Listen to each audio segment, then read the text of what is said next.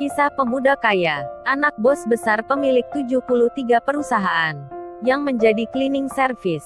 Episode terbaik, bagian kedua. Di pagi itu, di ruang tunggu kantor, di suatu perusahaan, seorang pemuda, yang bernama Kenshin, berseragam cleaning service, tertahan KTP dan SIM-nya, oleh seorang security, lantaran, baru saja, motornya menabrak mobil mewah, milik salah seorang pimpinan. Kenshin yang dipandang sebelah mata, akhirnya, menelpon ayahnya, yang mana seorang bos besar, pemilik 73 perusahaan. Kenshin yang baru saja berbicara dengan ayahnya tersebut. Tiba-tiba, ia melihat ke arah pintu masuk. Terlihat dua orang security, sedang menyambut kedatangan seseorang. Yang ternyata, dia adalah ayahnya Rena, sang pemilik mobil mewah. Kemudian, ia duduk di tempat yang tak jauh dari Kenshin. Melihat hal yang demikian, admin yang ada di depan terlihat mengangkat sebuah telepon. Sepertinya, ia sedang memberitahukan sesuatu. Lalu, ia pun berkata, "Non maaf ya, ditunggu ayahnya di ruang lobi." "Oh iya, makasih ya Mbak," jawab Rena. Tak lama kemudian, hanya dalam beberapa menit, si Rena sang pemilik mobil datang menemui ayahnya. Kenshin yang saat itu berjarak 15 kursi dari tamu yang baru hadir tersebut dipanggil untuk mendekat. Rupanya, ayahnya Rena berkata pada Kenshin, "Kerjanya cleaning service ya Mas?" Kenshin menjawab dengan pelan, "Iya Pak, saya kerja cleaning service."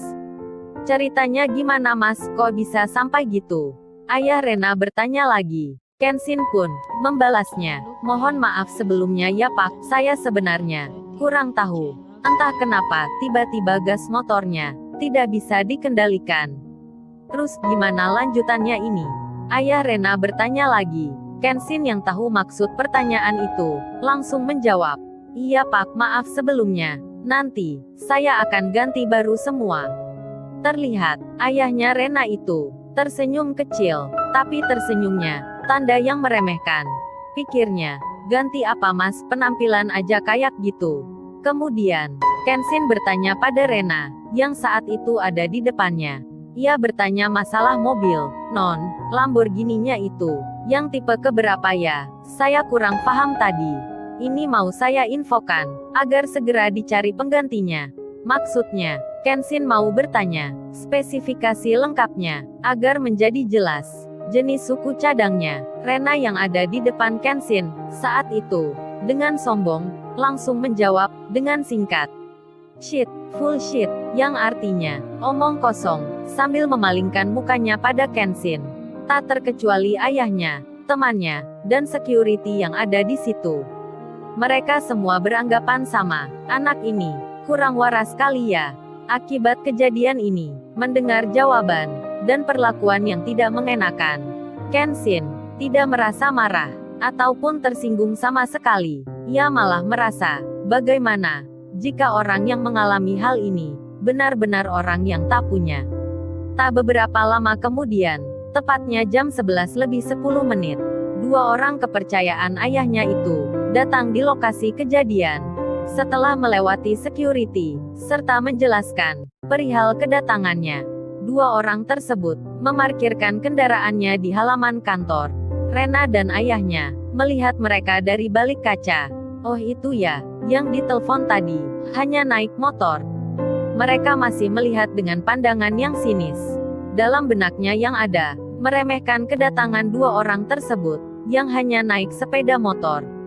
Namun, setelah dilepas jaket dari keduanya, nampaklah seragam kerja yang eksklusif, bercirikan pemilik jabatan di suatu perusahaan. Dua orang kepercayaan itu kemudian masuk ke ruang tunggu. "Permisi ya," salah satunya meminta izin. "Oh iya, silahkan duduk Pak," jawab ayahnya si Rena. Rena sendiri melihat kedua orang itu dengan seragam yang tidak asing dilihatnya. Namun, ia tak ingat kapan pernah menjumpainya. Sambil tersenyum dan sebelum duduk, kedua orang ini memberi hormat pada Kenshin, kemudian menyapa dengan panggilan yang terdengar agak pelan. "Tuan muda, mohon maaf, kami baru tahu kejadiannya." Suatu panggilan yang dirasa aneh bagi seorang cleaning service. Namun, Rena dan ayahnya itu masih belum menyadari keanehan tersebut. Setelah itu, salah satu dari orang kepercayaan itu berkata, "Maaf sekalian, apa saya boleh lihat kondisi mobilnya yang ada di luar ya?"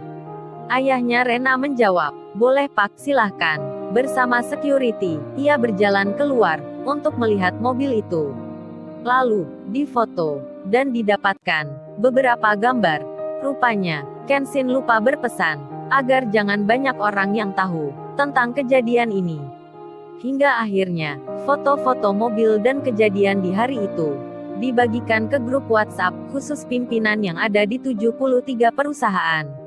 Saat itu, yang dibagikan hanya foto mobil Lamborghini yang rusak pada bagian pintu dan bodinya. Dengan tulisan status pesan singkat, siapa yang memiliki mobil jenis ini? Atau ada info tentang dealer resminya, spare part original tentangnya, yang dekat dengan lokasi ini, harap merapat dengan secepatnya. Karena ada aksiden kecil, Tuan Muda Kenshin menabrak mobil tersebut. Pemiliknya minta ganti. Ini alamatnya, bos nanti akan datang ke TKP jam 1-an. Berita WhatsApp yang menghebohkan datang dari salah satu orang kepercayaan bos besar, segera terbaca oleh puluhan pimpinan perusahaan. Termasuk ayahnya Kaori, yang saat itu sedang ada di kantor. Lalu, bagaimana kisah selanjutnya? Subscribe channel ini untuk episode berikutnya. Terima kasih.